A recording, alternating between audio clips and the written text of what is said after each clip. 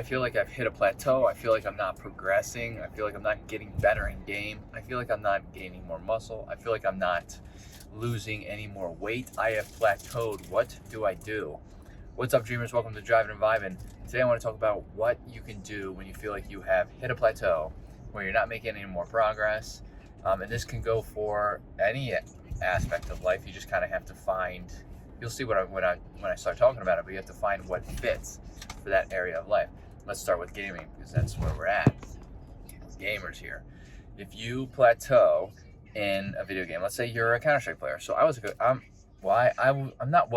a Counter-Strike player, but I haven't competed in a while. I'm heavily competitive. I've competed for many, many years. And there was a time where I hit a plateau. I hit a couple plateaus. I would play deathmatch, I would play aim maps, I would continuously play. I'd put tons of hours into the game.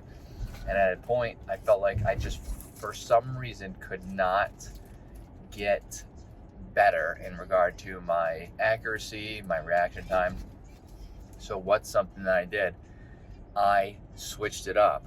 Instead of practicing my aim and my accuracy and my reaction time in that game, I picked a similar game like Apex Legends, right? A battle royale, and then I started playing that for fun, right?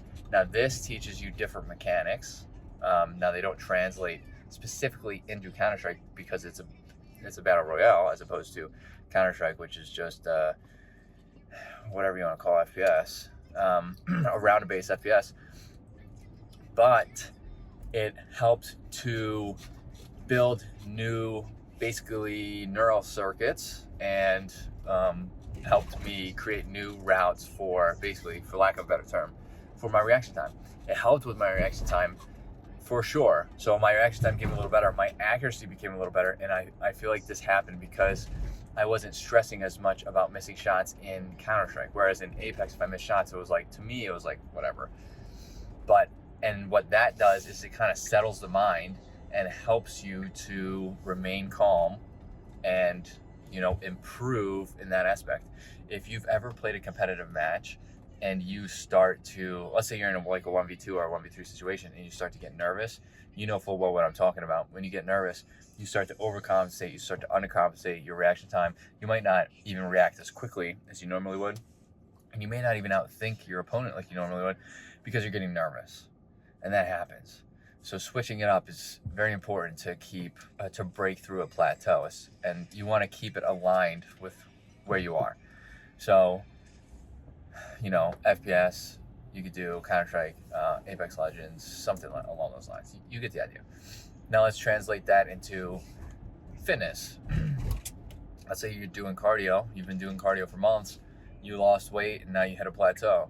Well, maybe it's time for you to switch it up. Maybe you need to do a different cardio machine. Maybe you've only been doing the elliptical. Maybe it's time for you to start adding in like a Stairmaster, right? Get some actual stair step in it. Maybe it's time for you to do a little bit on the row machine, right? Something that maybe you haven't done before. Or an even better transition would be start doing resistance training.